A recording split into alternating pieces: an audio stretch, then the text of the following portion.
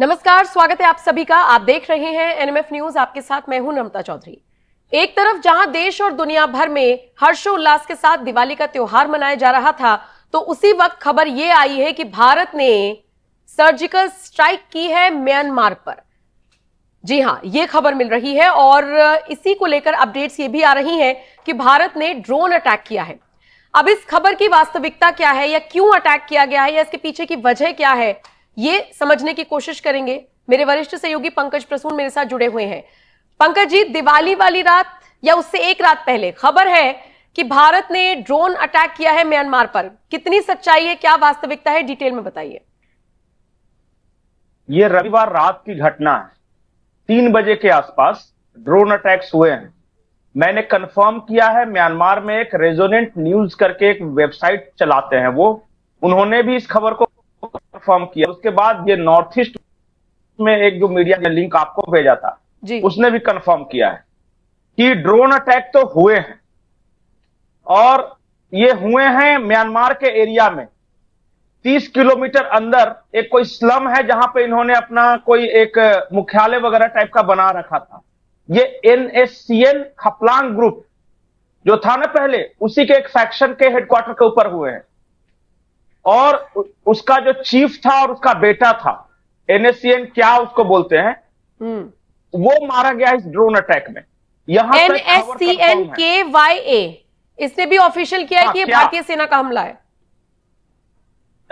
अच्छा, उन्होंने बोल दिया, क्योंकि मुझे नहीं पता था, क्योंकि भारतीय फौज ने अभी तक आधिकारिक रूप से कुछ नहीं कहा है, लेकिन अटैक हुए हैं ये कंफर्म न्यूज है, और म्यांमार के अंदर हुए हैं ये कंफर्म न्यूज है, ड्रोन से अटैक किए गए हैं ये कंफर्म न्यूज है, ये बिल्कुल कंफर्म न्यूज है। तो हुए हैं। अब भारतीय फौज ने किया है या क्या किया है, अगर NSCN क्या ये बोल रहा है तो हो सकता है कि ये खबर सही हो। कुछ रिपोर्ट्स में ये दावा किया गया है कि उनके हवाले से कहा गया है कि भारतीय सेना ने हमला किया है। आधिकारिक तौर पर इंडियन आर्मी की तरफ से कोई पुष्टि नहीं है अभी तक। जी बिल्कुल। जो कैजुअलिटीज हुई हैं उसमें जो चीफ है वो और उसका बेटा, हाँ, वो दोनों मारे गए। कुल 30 उग्रवादियों के मारे जाने की खबर अब तक जो है रिपोर्ट में इन ड्रोन अटैक से, और उसके बाद जो उनका जो कैंप डिस्ट्रॉय हुआ, हथियार डिपो डिस्ट्रॉय हुआ, वो अलग से है। तीसरी जो महत्वपूर्ण जानकारी यह है कि क्यों किया, अगर भारतीय फौज ने किया होगा तो क्यों किया ये सर्जिकल स्ट्राइक। 3-4 दिन पहले, मतलब रविवार से 3-4 दिन पहले समझिए, मंगलवार को, शायद मंगलवार को अरुणाचल प्रदेश के चापलांग इलाके में NSCN क्या के उग्रवादियों ने भारतीय सेना, ये असम राइफल्स थे वो, उनके बेस कैंप पे हमला किया था, जिसमें 2 सूबेदार मारे गए थे, हवलदार, और बाकी 2 घायल हुए थे। ये तो पंकज जी वो अटैक्स हैं। मतलब ये बड़ी दुर्भाग्य की बात है, ये वो अटैक्स है जिनके बारे में ज्यादा बातें भी नहीं होती हैं कि असम राइफल्स को निशाना बना रहे हैं उग्रवादी। बहुत ज्यादा चर्चा नहीं होती है, बदला लिया जाता है तब खबरें बनती हैं। बिल्कुल। और ऐसे भी नॉर्थ ईस्ट की खबर को हम कम ही दिखाते हैं। क्यों? हो सकता है कि TRP या पॉपुलेशन का चक्कर होगा, पता नहीं। वो तो फिर भी फोकस करने की कोशिश करते हैं नॉर्थ ईस्ट में जो कुछ भी चलता है, लेकिन नेशनल मीडिया में बहुत बिल्कुल। अब मुझे नहीं लगता ये खबर कहीं पर चली है।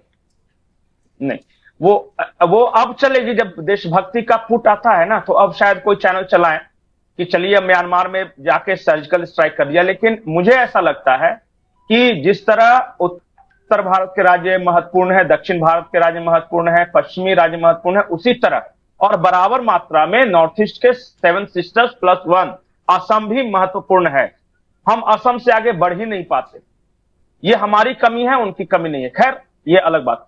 मैं ये कह रहा था कि क्यों किया। ये 4 दिन पहले चापलांग एक इलाका है अरुणाचल प्रदेश में, वहां असम राइफल्स के बेस कैंप पे हमला हुआ। उससे पहले भारतीय फौज की एक टुकड़ी जा रही थी। इन्होंने क्या किया कि हथियार छीनने की कोशिश की थी NSCN क्या ने, इस गुट ने। और ये इनका मुख्य काम क्या है और ये कौन है, इस बारे में जानना बेहद जरूरी है। बिल्कुल। ये नागा क्रिश्चियन ग्रुप है, और इनका जो ध्येय वाक्य है, जो मोटो लाइन जिसको बोलते हैं, वो ये है, बोलते हैं नागा फॉर क्रिश्चियंस। ये उनका ध्येय वाक्य है। मतलब जहां जहां नागा है वहां ईसाई धर्म का पताका लहराना चाहिए। एक अच्छा। ईसाई राज्य बनाना चाहते हैं इन सारे नागाओं को मिलाकर। जाहिर तौर पे जो इनका ध्येय वाक्य है उससे आप समझ गए हो कि ये क्रिश्चियन ग्रुप है। मैं इसलिए ये बता रहा हूं कि क्रिश्चियन ग्रुप इसलिए मैं बता रहा हूं क्योंकि हाल के दिनों में आप मणिपुर के क्रिश्चियन ग्रुप, मिजोरम के कुछ क्रिश्चियन ग्रुप और नागालैंड के क्रिश्चियन ग्रुप के इन्वॉल्वमेंट समझिए इस बात को। और ये करते क्या है, इनके सोर्स ऑफ इनकम क्या है? किडनैपिंग और ड्रग्स ट्रैफिकिंग। जो म्यांमार में ड्रग्स का पैसा है ना, उसकी तस्करी करके ये पैसे कमाते हैं या अपहरण करते हैं। किडनैप किया था हाल में ही 2 लोगों को। तो ये उनका मुख्य ये है। एनएससीएन जब बना था, उनका नाम है nationalist socialist council of Nagaland, ये एनएससीएन का फुल फॉर्म है। तो उसी में कई सारे फैक्शंस हुए थे। तो एक आईएम फैक्शन जो सबसे महत्वपूर्ण था, जिसने समझौता कर लिया भारत सरकार के साथ, और एक ये फैक्शन जो क्या है, ये समझौता नहीं कर रहा था, और इसका जो मोटा मोटी जो बेस है वो सब कुछ म्यांमार से ये ऑपरेट करता है। तो इनका सारा कुछ म्यांमार से चलता है, सारा ड्रग्स का जो कारोबार है म्यांमार से चलता है। तो वो सिर्फ आते हैं कार्रवाई करने के लिए या किडनैप करके लोगों को ले जाने के लिए म्यांमार में, ये समझिए। ये पी ऑंग इसका जो नेता था, ये एक नंबर का मक्कार आदमी है। हाँ, जिसके मारे ये 1 नंबर का मक्कार। मैं इसलिए बोल रहा हूं कि इसने 2 बार ये कहा कि हम भारत सरकार के साथ समझौता करना चाहते हैं, लेकिन ये मानता नहीं अपनी हरकतों से। तो खैर, अगर ये खबर सही है, इस खबर की अगर पुष्टि हालांकि अभी भारतीय फौज जब तक नहीं करती मैं नहीं बोलूंगा, लेकिन अगर वो मारा गया है तो चलिए धरती का एक बोझ खत्म हुआ। जो सबसे महत्वपूर्ण बात है, ये तीसरी एयर स्ट्राइक है, मतलब सर्जिकल स्ट्राइक है म्यांमार के अंदर। आपको याद होगा, एक सबसे पहला शुरुआत किया था म्यांमार के अंदर ही जाके। दूसरा, इसी तरह के ड्रोन अटैक हुए थे जहां बहुत बड़े मेजर पैमाने पर उनके हथियार डिपो को डिस्ट्रॉय किया गया था।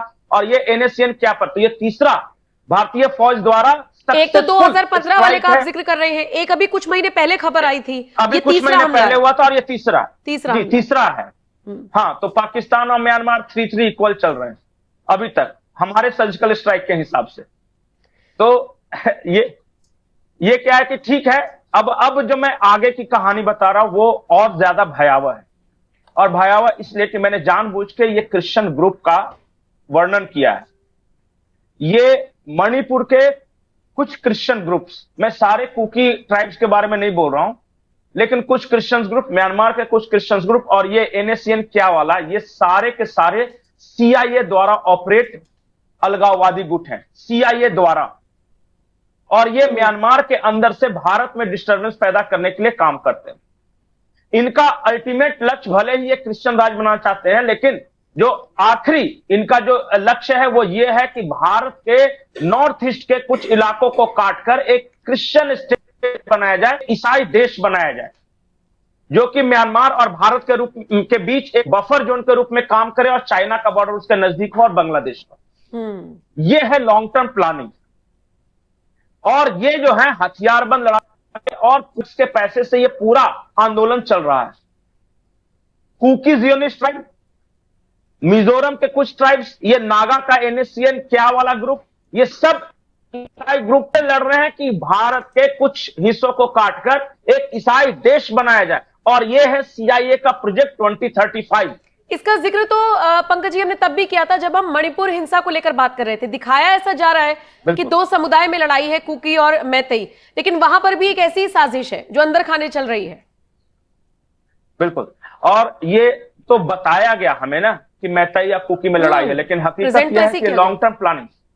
हाँ, लेकिन हकीकत यह है कि वहां जो कुकी जियोनिस्ट ट्राइब है, या नागालैंड का ये ईसाई ग्रुप है, या मिजोरम का ईसाई ग्रुप है, ये सारा कोऑर्डिनेटेड रूप में वहां कार्रवाई कर रहे हैं। ये खुद को विक्टिम भले ही दिखा रहे हैं, लेकिन इनके पास जितना पैसा आ रहा है, जितना हथियार आ रहा है, सब बाहर से आ रहा है। भारत का तो यह भी आरोप है कि आईएसआई जो पाकिस्तान की गुप्तचर एजेंसी है, वो भी इन्हें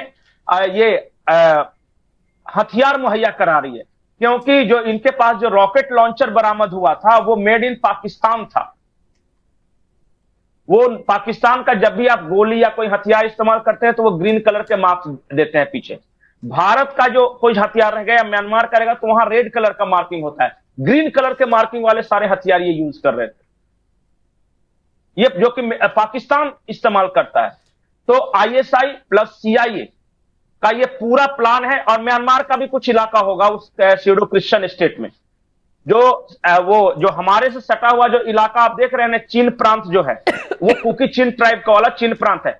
चीन प्रांत म्यांमार का, रखाइन प्रांत का उत्तरी हिस्सा, मणिपुर का एक हिस्सा, नागालैंड कंप्लीट और मिजोरम का एक हिस्सा, यही बना के स्यूडो क्रिश्चियन स्टेट बनाना है। ये मकसद है। आप तैयार रहिए, मकसद यही है। लेकिन इनके साथ गड़बड़ी ये हो गई कि भारत में एक ऐसी सरकार आई कि अब घुस के मार रही है इनको। अब तक सब कुछ स्मूथ चल रहा था, ये हर्डल्स आ गया। अब भारत में एक ऐसी सरकार आई है जो कहती है कि हम कलकत्ता से लेकर नॉर्थ ईस्ट से गुजरते हुए थाईलैंड, बैंकॉक, म्यांमार, इंडोनेशिया तक 4 लेन हाईवे बना देंगे। सरकार ये कहती है अलग इंटीग्रेट करने का जो प्रोसेस है ना। और आपको एक बात मैं बता दूं, अजय भल्ला साहब और पूर्व थल सेनाध्यक्ष वीके सिंह साहब 2 राज्यों में बैठे हुए हैं, मणिपुर, मिजोरम में। इन दोनों के बारे में जो कुछ जानता है ना, वो जानता है कि ये डोभाल जी की टीम के हिस्से हैं। डोभाल साहब लगातार वहां यात्रा कर रहे हैं और 33 बार 33 टाइम्स अमित शाह वहां जाकर आए हैं, नॉर्थ ईस्ट का दौरा किया है। तो चीजों के सीरियसनेस को समझें कि जब अमित शाह 33 बार यूं ही नहीं जाते, डोभाल जी की लगातार यात्राएं यूं ही नहीं हो रही है। और वीके सिंह और अजय भल्ला साहब केंद्रीय गृह सचिव थे इससे पहले, अमित शाह के जो पीए थे। उसके बाद वो आए हैं और मणिपुर, मिजोरम में दोनों को राज्यपाल बना के बैठाया। तो यूं ही नहीं बैठाया, कुछ तो भारत सरकार भी सोच ही रही है। ठीक है, तो म्यांमार पर सर्जिकल स्ट्राइक की खबर सामने आई, लेकिन ये सिर्फ सर्जिकल स्ट्राइक भर तक सीमित नहीं था। इसके पीछे की पूरी जो कहानी बुनी जा रही थी, उसको कैसे भारत सरकार और भारतीय सेना रोकने की कोशिश कर रही है, इस पर हमने चर्चा की।